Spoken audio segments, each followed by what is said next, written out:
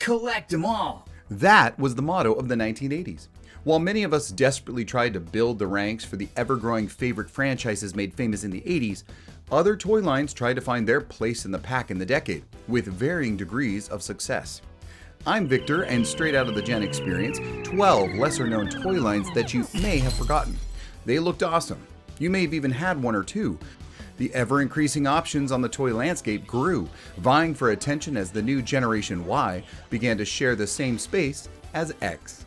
So if you're an early Gen Xer, come along for the ride to see just how far toys had come at the tail end of the Gen Experience. Obscure franchises and brands that tried their best to get in on the 80s IP action formula, but today are often remembered for being forgotten. Grappling hooks and zip lines seem like a unique twist on the increasing competition of action figure toy lines. Kenner came up with a worthwhile premise, with the usual 80s panache of character names like General Plague in the Sky Commanders of 1987. In a battle of good versus evil over the rough and tumultuous geological hazards and dangerous weather conditions of the high frontier, a new continent risen from the South Pacific, you gotta fly or use grappling hooks and cables in an effort to reach and harness the power of Theta 7, an unstable radioactive element that whoever possesses can rule the world, because why not? So many parts, so many pieces, figures, string, grappling hooks, shooting missiles, and gravity locks to hold on to desks or dining tables were a mom's nightmare. Ropes course not included, some assembly required. Shrinkage was a trend by this time. Not that, action figures were shrinking, shorter than the common 5 or 6 inches we found everywhere or the ever-present 3 3/4 inch, down to a solid 2 inches. A good haul of figures and vehicles were created, and Hanna-Barbera supported it with a 13-episode cartoon series. But change was happening fast by 1987, and even with the hooks and winches, Sky Commanders just didn't latch on. Even with great representation during their debut at the 1987 New York Toy Fair, one of a number of hologram-infused toy lines of the 80s seemed to have it made. Not these holograms. These holograms. However, the lack of standard supporting media may have doomed it out of the gate. The audience may have needed a more cohesive story than found on the card back of the figure to help make sense of the ghosts of a pharaoh, Native American, medieval knight, or Viking rising from the dead to wreak havoc on the world. Basically, random ghosts with a cool gimmick. Along with the larger sized figures, the line of Supernaturals included Ghostling, smaller, cloaked figures from nightmares with a variety of ghoulish and repulsive figures and faces whose only purpose was to haunt your dreams. I could be wrong, but maybe that's the full story. Highly detailed and imaginatively designed, these articulate figures were completed with a flat plastic front where the hologram would reveal the figure's apparicious identity. Apparicious. That should be a word. I remember them briefly through their commercials, but my age at the time made them more of a marvel to look at when in the toy aisle, rather than actually buying them, sadly. Holograms are awesome, and I would have loved to have picked up these at a certain age. Did anyone else want these just because holograms are cool? Clip-on accessories to change their holographic faces, and even the Tomb of Doom playset. Well, I think it's a playset. The line did not do super and died a natural death. Tonka might have wanted to stick to trucks. Many of you may be aware of this toy line. If so, you'll remember how the package artwork got you all fired up for the exciting adventures you'd have with the Golden Girls. The ceiling in your room leaking too? No, Dorothy, I just finished milking the cow I keep in my closet. Gee, with only 3 hours sleep, I can be as bitchy as you. Not quite, but what you did get was a bit of a stretch from what was promised. And some of them looked as if they were either part of a kabuki theater company or a groupie at a Kiss concert. Even so, Golden Girls and the Guardians of the Gemstones were a pre-Princess of Power girls line of warrior princesses. Think Conan and Xena, before Xena was a thing. She was a big deal for a short time in 1984. I don't want to start a fight, but She-Ra could have been inspired by the Golden Girls, as there are quite a few similarities, including the lone male in the good guy ranks, just like Bo in the Pop series that debuted in 1985. Golden Girl and her army were even awarded a castle playset. Did anyone even know why they were guarding the gemstones? Golden Girl may have been a bit taller and a bit rougher and tougher, but She-Ra went the extra mile to assure an aesthetically pleasing visage to the mass market, and it seemed to pay off for her in sales, and the test of time. Fun with the metric system. At least that is what Milton Bradley thought about in what amounts to a mechanized building set assembled using the rest of the world's measurement system. The sets could be made into numerous different designs and shapes, whether from your own imagination or the design on the box. Sold between 1984 and 86, you'd think they were just another educational science toy. That is, until 1985, when, to sell more units, a cartoon debuted. Shocker. How does one make a science fair activity pack into a cartoon? It's the 80s. Slap on a name for the good and bad guy cast of characters and twist together any far-out backstory and conflict you want, and you've got yourself a franchise. But just to make it even harder to succeed, hinder the cartoon's viewership by airing it during the Super Sunday programming block of cartoons. Sunday was not the big cartoon day, but stumbling across it introduced me to Robotix, Bigfoot and the Muscle Machines, the Inhumanoids, and even Gem.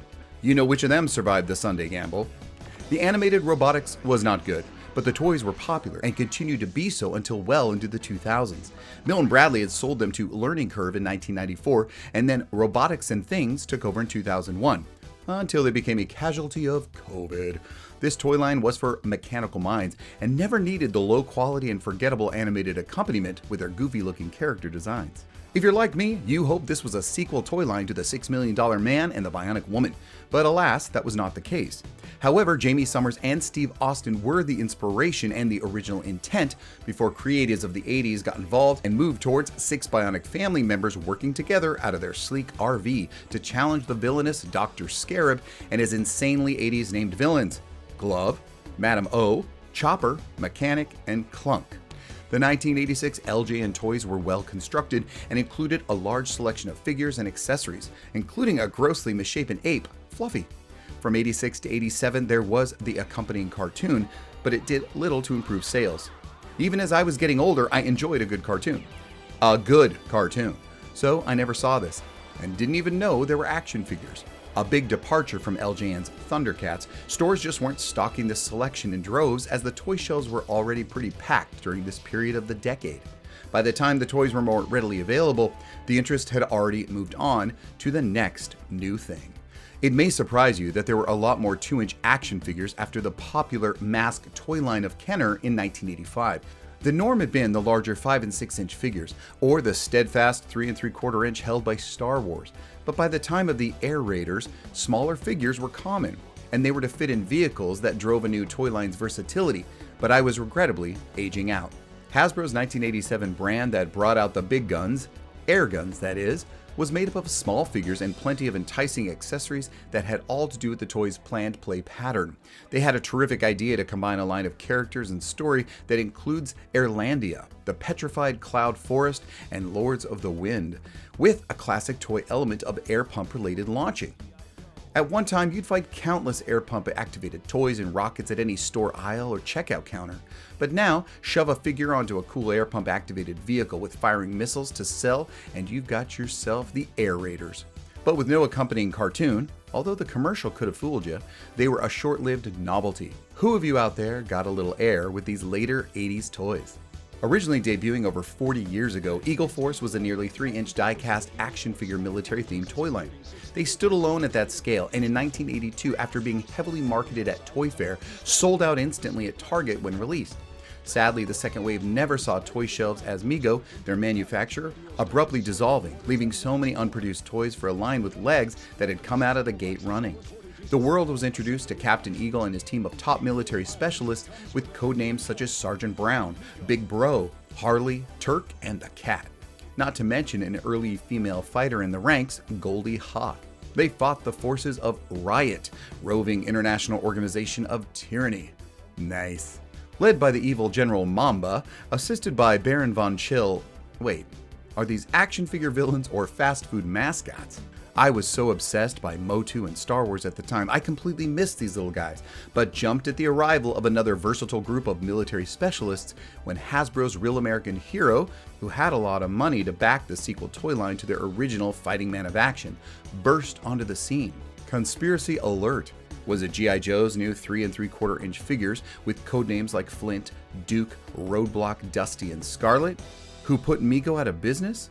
You tell me. Okay, a little one-trick pony here, but not completely ridiculous. The figures themselves were well-designed anthropomorphic animals encased in armor.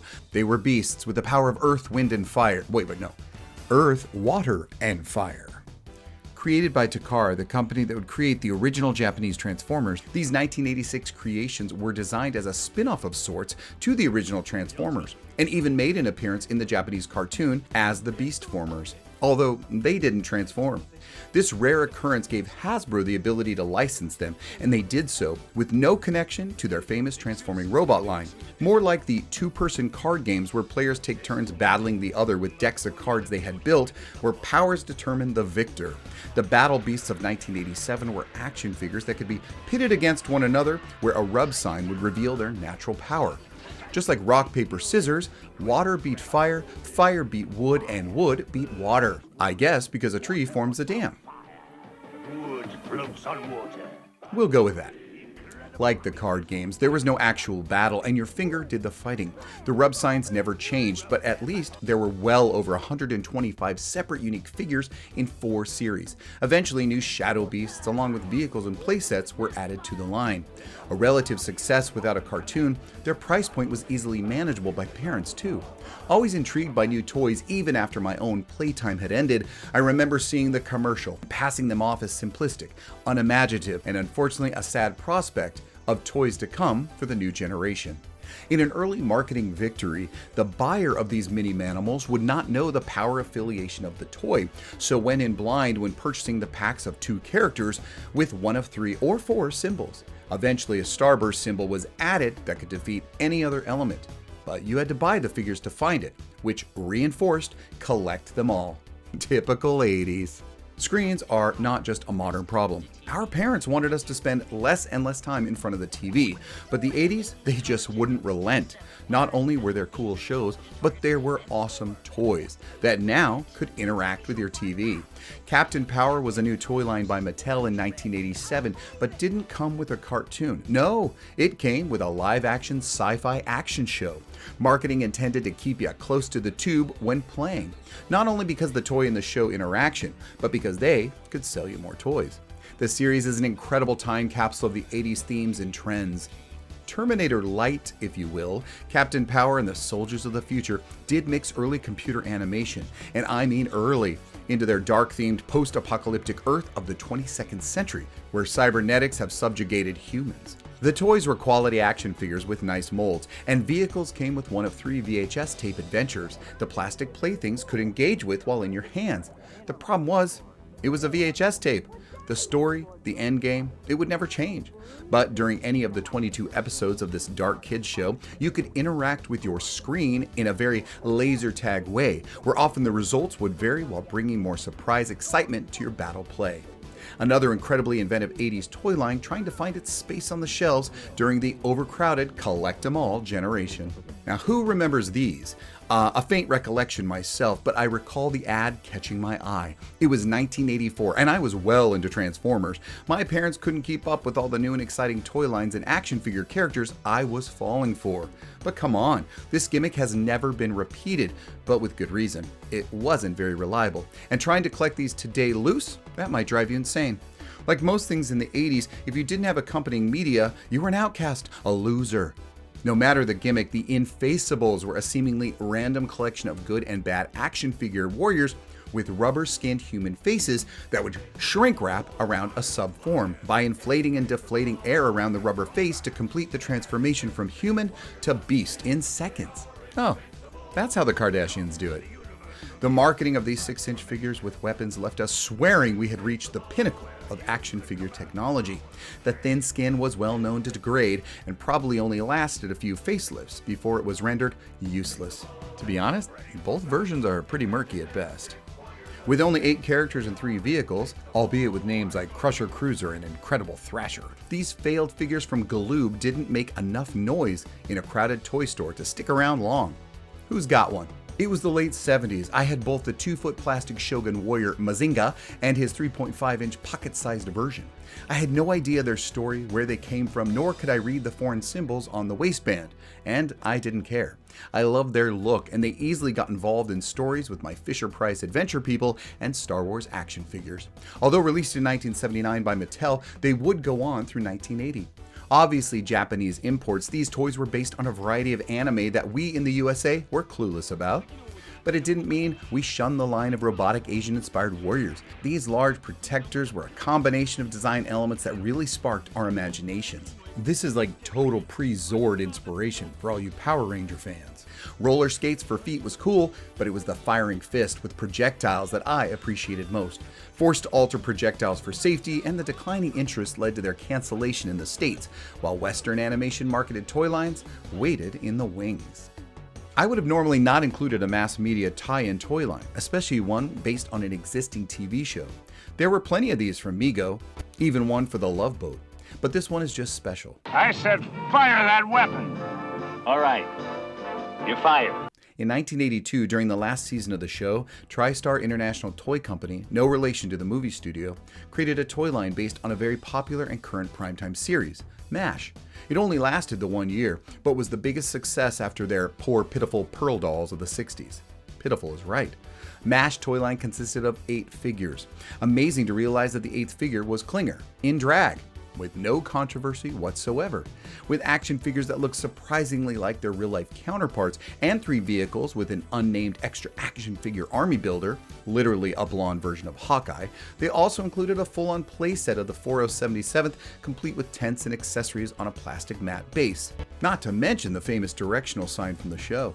Perhaps the MASH target audience wasn't directly kids, but they knew what it was and they liked army men, and these were army men. And Hot Lips Houlihan. The show's simply ending could have been the reason the line ended, but just like the Eagle Force, the big bad 3 3/4 inch G.I. Joes and their nemesis Cobra were on the horizon, and so were the winds of toy change. There were so many toys and action figures that came and went, trying to catch the magic in a bottle like many of the 80s most popular franchises. Each had a way to ignite interest with gimmicks or action features. Vying for attention and wallets, there were too many crowding the marketplace for them all to take top spot.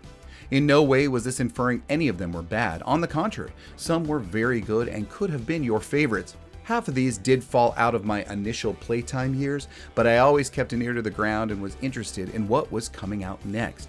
Not every line can stand the test of time, and that is why they are obscure. It wasn't as simple as whether you had an accompanying cartoon or not. It was simply a cutthroat business throughout the decade, until the 90s began, and the major marketing-backed toy line business started to slow. My opinion on the obscure may oppose yours, and that's okay. We can have a difference of opinion. I promise not to lose sleep over it. I just want you to enjoy recalling and reminiscing some of the more forgotten and long-gone toy lines of our past.